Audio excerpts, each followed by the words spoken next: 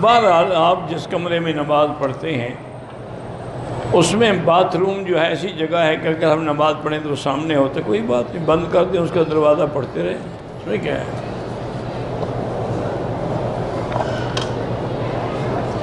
یہ مسلمان کے جھوٹے میں شفا ہے، حدیث مبارک نہیں لیکن بزرگوں میں قول ہے۔ بہرحال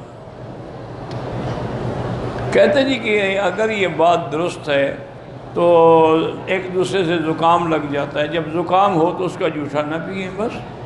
یہ تو نہیں ہے نا کہ جھوٹا زکام والے کا بھی پیو۔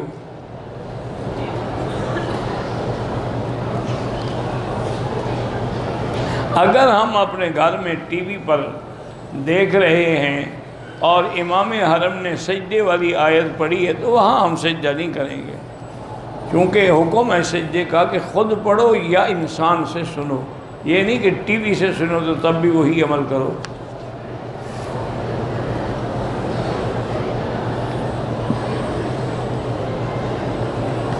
کہتے ہیں جی کہ عورت کو بھی یعنی احتلام ہوتا ہے، ہاں ہوتا ہے، حدیث مبارک میں ہے۔ بچہ کیسے پیدا ہوتا ہے؟ دونوں سے پیدا ہوتا ہے۔ فَلْيَنْظُرِ الْإِنسَانُ مِمَّا خُلِقَ مِن مَاءٍ دَافِقٍ يَخْرُجُ مِن بَيْنِ الصُّلْبِ وَالتَّرَائِبِ، تو پانی دونوں کا نکلتا ہے۔ نہیں، پہلے مجھے افسوس ہوتا ہے کہ ایسے مسائل جو آپ پوچھتے ہیں تو اپنی بیوی سے پوچھ لیا کریں، ضروری مولوی مکی صاحب سے پوچھ لیں، یعنی اس کی کوئی وجہ بھی تو ہے۔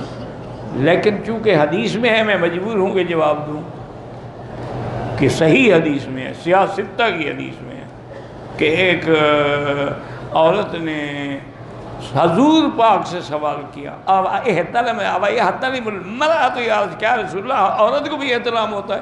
فرمایا وہی حق ہے، ہلاکت ہو تمہیں بچہ کیسے ماں کی شکل ہوتا ہے، کبھی باپ کی شکل ہوتا ہے کبھی ماں کی شکل ہوتا ہے۔ یہ تو چونکہ حدیث میں تھا میں نے جواب دے دیا، ورنہ میں نے ایک فیصلہ کیا ہے کہ ایسے جو سوال آئیں گے میں ان کے جواب بھی نہیں دوں گا۔ ہاں اگر حدیث میں ہو پھر تو میں مجبور ہوں نا، حدیث کیسے چھپائی جائے۔ اور دوسرا جو بزرگوں کے بارے میں آپ مجھ سے پوچھتے ہیں نا کہ فلاں بزرگ نے یہ کہا فلاں نے، ان کے بارے میں بھی میں کوئی جواب نہیں دوں گا۔ اگر کچھ بزرگوں نے کہا ہے تو اللہ ان کی غلطیوں کو معاف فرمائے اور اللہ ان کو اخلاص اور نیک نیتی کا اجر عطا فرمائے۔ یہ نئی بات نہیں ہے میرا بھائی، کتابیں بھری پڑی۔ اسی لیے ایک خلاصہ ہمیشہ یاد رکھو کہ کلام صوفیہ در شریعت حجت نیست، صوفی لوگوں کی کلام شریعت میں حجت نہیں ہوتا۔ اسی لیے حضرت گنگوہی رحمۃ اللہ علیہ سے کسی نے پوچھا تھا کہ حضرت آپ الحمدللہ اتنے بڑے عالم ہیں اور آپ مرید ہوئے حضرت حاجی امداد اللہ مہاجر مکی رحمۃ اللہ علیہ کے، وہ تو عالم بھی نہیں ہیں۔ تو آپ نے فرمایا ہم ان سے علم پڑھنے کے لیے تو مرید نہیں ہوئے، ہم تو اپنی اصلاح کے لیے، تزکیے کے لیے، تربیت کے لیے مرید ہوئے ہیں، باقی جو شریعت کا مسئلہ ہے وہ تو الٹا ہم سے پوچھتے ہیں۔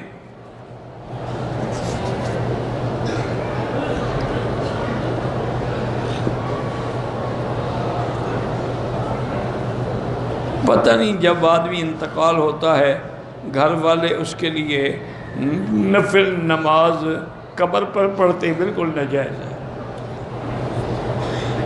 بچے امتحان میں اللہ سب بچوں کو کامیاب کرے۔ یہاں کچھ مولوی ہیں جو کہتے ہیں کہ ہفتے والے دن مچھلی کھانا حرام، یہ نیا مسئلہ ہے۔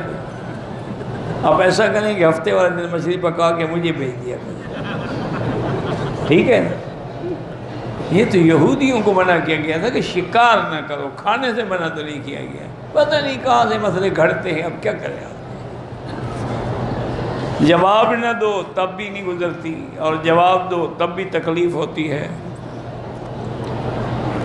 مولانا عبد الماجد دری آبادی کی اردو تفسیر میں سنا ہے غلطیاں ہیں، تو ایسا کرو ان کو دوسری تفسیروں کے ساتھ ملا کے پڑھ لو، بس پتہ لگ جائے گا۔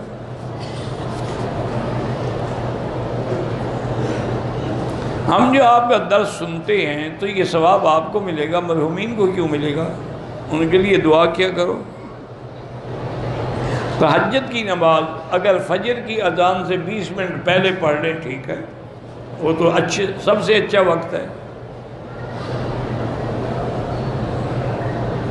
کہتے جی کہ آج کل کے دور میں شریعت کے قانون کو لانے کے لیے ہم ملک میں کیا کر سکتے ہیں؟ پہلے اپنے گھر میں شریعت نافذ کرو، پھر دوسروں کی بات کرو۔ کیا تمہارے گھر میں شریعت ہے؟ تمہارے بدن پہ شریعت ہے؟ وہ ایک آدمی نے کسی سے پوچھا تھا کہ جی فلاں لیڈر نے کہا ہے کہ ہم اسلام نافذ کریں گے۔ انہوں نے کہا جس نے 6 فٹ کے بدن پہ نافذ نہیں کیا وہ ملک میں کرے گا؟ خدا کا خوف کرو۔ ایک نعرہ ہے لوگوں کو پاگل بنانے کے لیے۔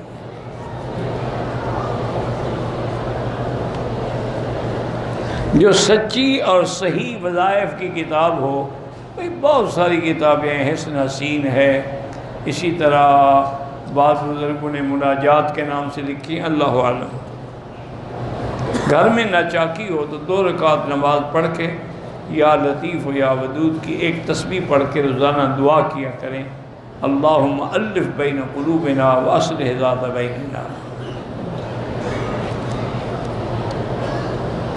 سنا ہے حضرت علی نے فرمایا کہ اگر ایک گالی دو تو قبر میں بچھو پیدا ہو جاتا ہے۔ گالی تو تم نے دی ہے، قبر دوسرے میں بچھو پیدا ہوگا۔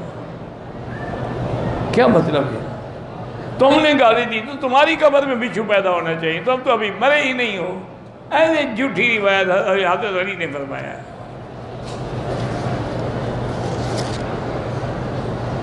میری امی کو برین ٹیومر ہے، اللہ شفا دے۔ والدین اپنے بیٹی کی شادی کریں، اس سے وہ علیحدہ ہو جاتا ہے، اپنا مال سامان تیار کریں، والدین کو نہیں دیتا، وہ گناہ گار ہے، کیونکہ یہ حدیث ہے کہ انت و مالک لابیک، تم بھی اور تمہارا مال جو ہے وہ والد کا ہے، کیسے نہیں دیتا ہے؟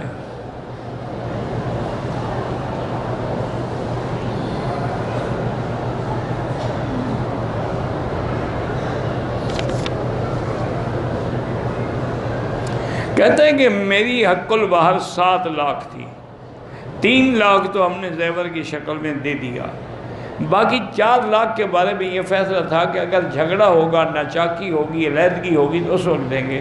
میں نے بیوی سے کہا کہ تھوڑا تھوڑا رہتی رہو، اس نے کہا میں نے آپ کو معاف کیا۔ معاف کیا تو اچھا کیا، ٹھیک ہو گیا۔ شادی وغیرہ میں جو کارڈ بناتے ہیں، بہرحال فضول خرچی نہ ہو، اطلاع کے لیے سادہ کارڈ بنانے میں کوئی حرج نہیں، پتہ تو لگے نا کہ کہاں دعوت ہے، جگہ کون سی ہے، وقت کون سا ہے۔ مسجدوں کے دروازے پر لوگ بھیک مانگتے ہیں، یہ پیشہ ور لوگ ہیں، ان کو نہیں دینا چاہیے۔ کہتے ہیں کہ شادی کے بعد میاں بیوی جو ہے وہ کسی جگہ ہنی مون منانے کے لیے جاتے ہیں، کیوں نہ جائیں جی، میاں بیوی ہیں، جہاں مرضی آئے جائیں۔